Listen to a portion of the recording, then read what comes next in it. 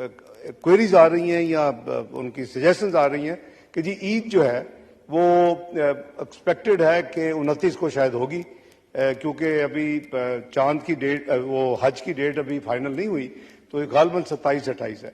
तो उस हवाले से जाहिर है कि जो सरकारी मुलाजमीन हैं वो उनकी तरफ से जो डिविजन्स हैं वो मिनिस्ट्री ऑफ फाइनेंस को और मुझे राब्ता कर रहे हैं कि जी हो सके तो सैलरी को जल्दी दे दिया जाए, ताकि ईद के हवाले से वो अपने बच्चों के और तमाम जो ज़रूरियात है वो वक्त पे पूरा कर सके।